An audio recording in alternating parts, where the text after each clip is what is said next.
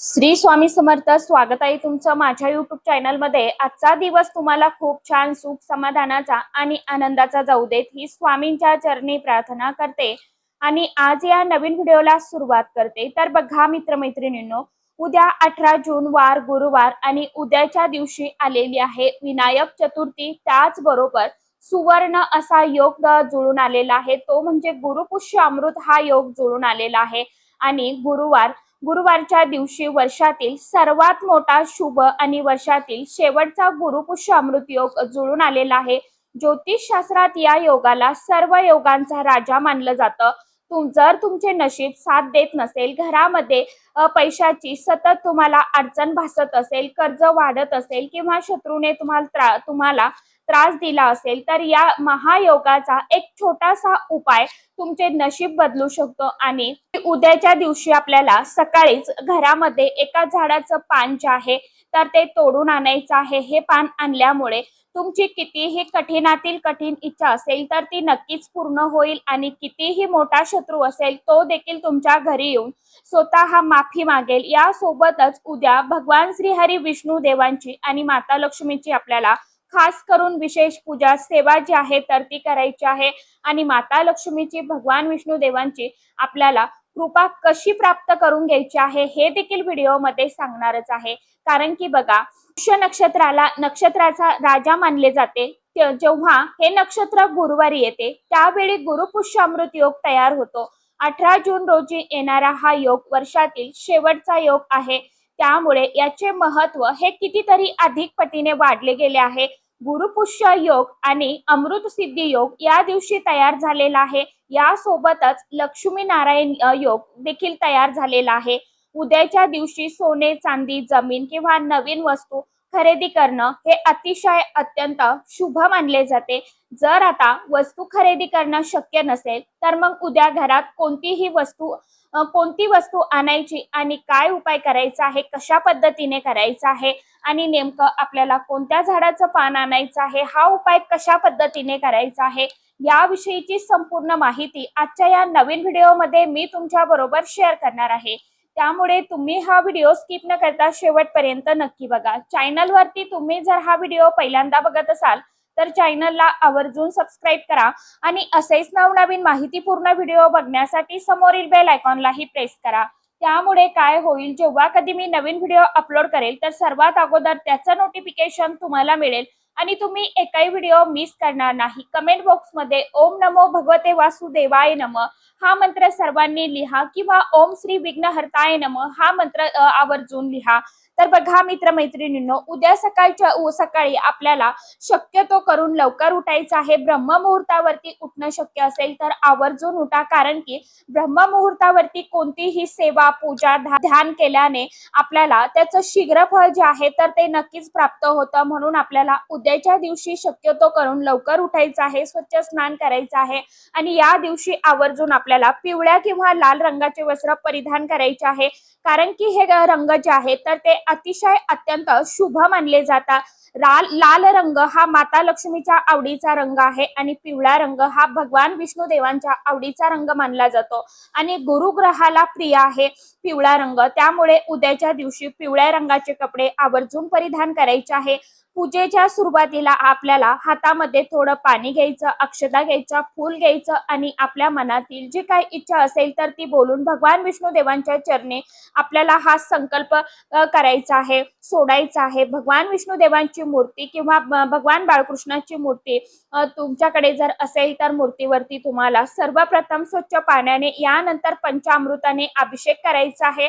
पंचामृत तुमच्याकडे अवेलेबल नसेल तर मग तुम्ही साध्या पाण्याने अभिषेक केला तरी देखील चालणार आहे. भगवान विष्णुदेव आणि माता लक्ष्मीला केसर किंवा हळदीचा टीका लावायचा आहे. स्वतःच्या कपाळावरती देखील आपल्याला हळदीचा टीका जो आहे तर तो लावायचा आहे. उद्याच्या दिवशी तुळशीच्या माळेवरती किंवा रुद्राक्षाच्या माळेवरती ओम नमो भगवते वासुदेवाय नमः किंवा माता लक्ष्मीच्या मंत्राचा जप करायचा आहे.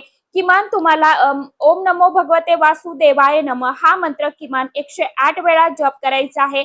माता लक्ष्मीचा मंत्र सर्वात प्रभावशाली मंत्र तो म्हणजे श्रीम मंत्र. श्रीम मंत्र तुम्हाला 108 वेळा जप करायचा आहे. गुरुवारी माता तुळशीला कच्चं दूध आपल्याला अर्पण करायचं आहे.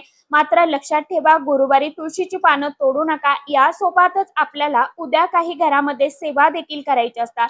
त्यामध्ये तुम्ही उद्या कनकधारा स्तोत्रम, विष्णू सहस्रनाम, व्यंकटेश स्तोत्र, विष्णू चालीसा, विष्णू सहस्रनामावली, महालक्ष्मी अष्टकम यासारख्या सेवा ज्या आहेत तर त्या आवर्जून आपण आपल्या घरामध्ये करायच्या आहे. यामुळे माता लक्ष्मी आणि भगवान विष्णू देव यांची या दिवशी पृथ्वी तलावरती भ्रमण करत असतात आणि आपल्यासाठी कोण सेवा करत आहे, कोण उपाय करत आहे हे सर्व ते बघत असतात.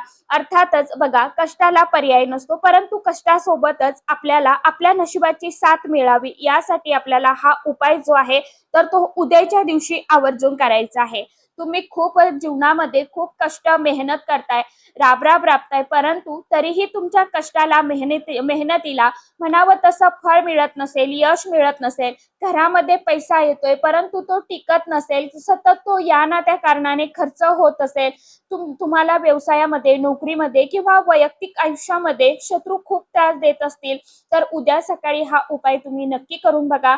ज्यामुळे तुमच्या जीवनातील सर्व दुःख, संकटे, विघ्न, अडचणी दूर होतील. यासोबतच उद्या मुख्य प्रवेशद्वारावरती थोडंसं हळदीचं पाणी जे आहे तर ते शिंपडायचं आहे. आपला उंबरठा जो आहे तर तो स्वच्छ करून घ्यायचा आहे.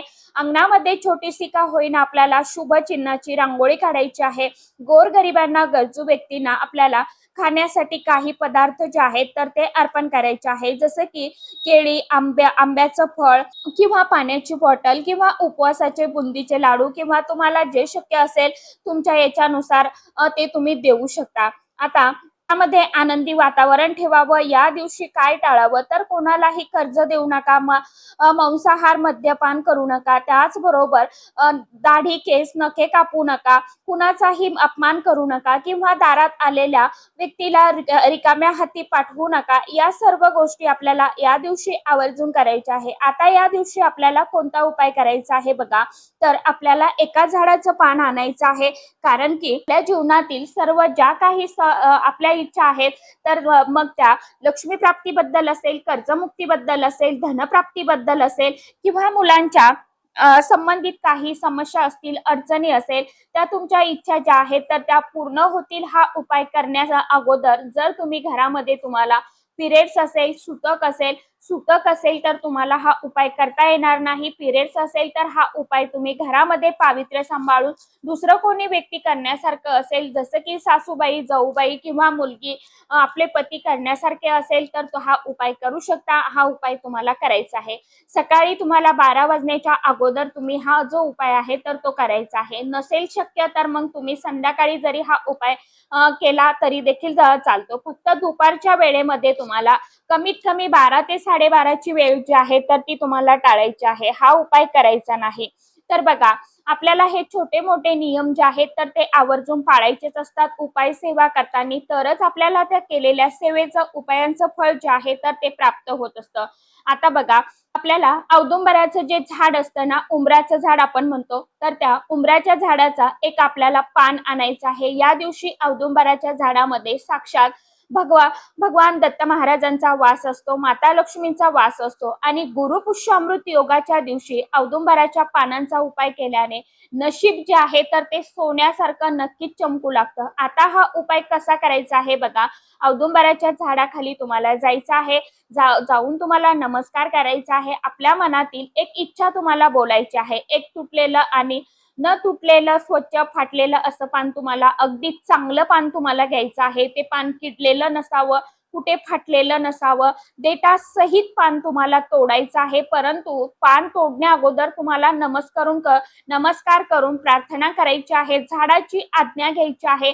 भगवान दत्त महाराजांची आज्ञा घ्यायची आहे की मी या सेवेसाठी, या उपायांसाठी आणि माझ्या जीवनामध्ये जी काही कष्ट आहे, जी काही समस्या आहे तर ती दूर होण्यासाठी मी तुमच्या एक पान जे आहे तर ते घेत आहे. कृपा करून मला आज्ञा द्या, अशी तुम्हाला मनोमन प्रार्थना करायची आहे, क्षमा याचना करायची आहे आणि पान तुम्हाला तोडायचं आहे. खाली जर चांगलं पान गळून पडलेलं असेल हवेनं तर ते सुद्धा तुम्ही घेऊ शकता, तोडण्याची काहीही गरज नाही.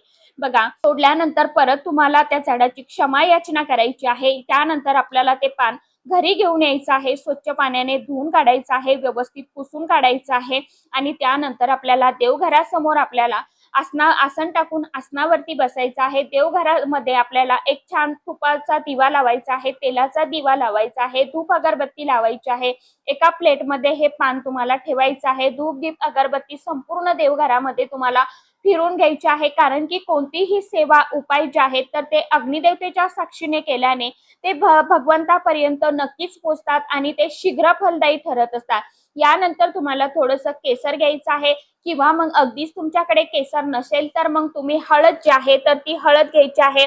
थोडंसं गुलाबजल गंगाजल टाकून आणि पाणी टाकून तुम्हाला याची पेस्ट जी आहे, गंध जो आहे तर तो तयार करायचा आहे आणि डाव्या हाताच्या किंवा उजव्या हाताच्या अनामिकेने उजव्या हाताच्या अनामिका बोटाने त्या उमराच्या पानावरती जो गुळगुळीत भाग असतो, चोपडा भाग असतो ना, तर त्या पानावरती आपल्याला आपली अगदी छोट्या शब्दामध्ये इच्छा जी आहे तर ती लिहायची आहे। उदाहरणार्थ जसं की धनप्राप्ती असेल, लक्ष्मी प्राप्ती असेल किंवा नोकरीविषयी असेल किंवा मुलांची प्रगती असेल, पतीची प्रगती असेल, तुमची जी काही इच्छा असेल ती एकच इच्छा तुम्हाला त्या पानावरती लिहायची आहे किंवा मग नोकरीबद्दल असेल, आरोग्यासंबंधित असेल, अशा पद्धतीने तुम्हाला जी काही इच्छा असेल तुम्हाला ती त्या गुळगुळीत भागावरती पानावरती लिहायची आहे। आता हे पान भगवान विष्णुदेव आणि माता लक्ष्मीच्या चरणाजवळ तुम्हाला ठेवायचं आहे। यानंतर तुम्हाला भगवान विष्णुदेवांचं स्मरण करायचं आहे आणि एक वेळा विष्णू सहस्रनाम तुम्हाला पठण करायचं आहे। श्री सुक्ताचं पठण करायचं आहे। श्री सुक्त पठण करून झाल्यावरती शेवटी जी फलश्रुती असते तर ती फलश्रुती म्हणणं गरजेचं आहे। फलश्रुती म्हणायची आहे आणि अशा पद्धतीने आपलं ही सेवा जी आहे तर ती झालेली आहे। पठण झालं की त्यानंतर परत एकदा तुमची जी काही इच्छा असेल, मनोकामना असेल तर ती तुम्हाला दत्त महाराजांना सांगायची आहे, इच्छा व्यक्त करायची आहे। पानावरती जी इच्छा लिहिलेली असेल तीच इच्छा तुम्हाला परत माता लक्ष्मीला सांगायची आहे आणि माता लक्ष्मीला भगवान विष्णुदेवांना मनोमन प्रार्थना करायची आहे की माझ्या जीवनातील सर्व ज्या काही अडचणी, अडथळे, संकटे, विघ्न आहेत, अडचणी आहेत तर त्या दूर करा। त्यानंतर पूजा संपल्यानंतर हे पान तुमच्या घरातील तिजोरी किंवा पैशाच्या ठिकाणी तुम्हाला कपड्यामध्ये गुंडाळून ठेवायचं आहे। तुमची कठीणातील कठीण इच्छा जी आहे तर ती अगदी काही दिवसात पूर्ण होताना तुम्हाला नक्की दिसायला सुरुवात होईल। असा हा आपल्याला उपाय जो आहे तर तो उद्या गुरुवारच्या दिवशी करायचा आहे। आता बघा, जर तुम्हाला व्यवसायामध्ये, नोकरीमध्ये किंवा वैयक्तिक आयुष्यात शत्रू खूप त्रास देत असतील, उद्या सकाळी उमराचं एक पान तुम्हाला घरामध्ये तोडून आणायचं। त्यावरती रक्तचंदनाने म्हणजेच लाल चंदनाने किंवा कुंकवाच्या सहाय्याने तुम्हाला त्या शत्रूचं नाव लिहायचं आहे। जर शत्रू त्रास देत असेल त्यासाठी हा सेपरेट उपाय आहे। बघा, तुम्हाला काय करायचं आहे, धनप्राप्तीसाठी जो पहिल्यांदा उपाय मी तुम्हाला सांगितलेला आहे तर तो उपाय जो आहे तर हे पान हनुमान रायाच्या चरणाशी किंवा देवादिदेव महादेवांच्या शिवलिंगावरती अर्पण करायचं आहे आणि हनुमान चालीसाचा पाठ करायचा आहे। यामुळे काय होतं तर शत्रूची बुद्धी पलटते, त्यानंतर त्याची तुमच्यावरती क्रूरता संपते आणि तो शांत होतो, स्वतःहून तुमच्याशी वैर संपून माफी मागेल।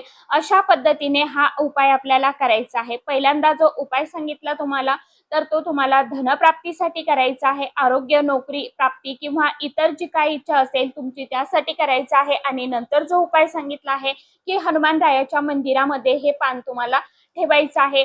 जर हनुमान रायाच्या मंदिरामध्ये तुम्हाला जाऊन देत नसेल स्त्रियांना तर मग देवादिदेव महादेवांच्या शिवलिंगावरती हे पान अर्पण करू शकता। मंदिरामध्ये जाऊन तुमच्या शत्रूचं नाव लिहून तर ते पान तुम्हाला शत्रुमुक्तीसाठी किंवा संकटाचा नाश होण्यासाठी तुम्हाला हा उपाय अशा पद्धतीने करायचा आहे। कारण की या महाशुभ दिवशी जर तुम्ही हा उपाय केला तर नक्कीच याचा चांगला लाभ जो आहे तर तो तुम्हाला अगदी काही दिवसामध्ये बघायला मिळेल। घरातील सर्व दुःख, दारिद्र्य, गरिबी, नकारात्मक ऊर्जा दूर होईल। फक्त एक गोष्ट लक्षात ठेवा, कोणताही उपाय आपण ज्यावेळी करतो आपल्याला तो उपाय पूर्ण मनापासून भक्तिभावाने आणि श्रद्धेने करायचा असतो, तरच त्या केलेल्या उपायांचं सेवेचं फळ जे आहे तर ते आपल्याला प्राप्त होत असतं। कारण की बघा, 18 जूनचा हा गुरुपुष्य अमृत योग जो आहे तर तो आयुष्यातील सर्व दुःख, दारिद्र्य, गरिबी आणि शत्रूंचा नाश करणारा आहे। म्हणून आपल्याला या दिवशी जास्त करून सेवा करायची आहे, माता लक्ष्मीची सेवा करायची आहे, भगवान विष्णुदेवांची सेवा करायची आहे.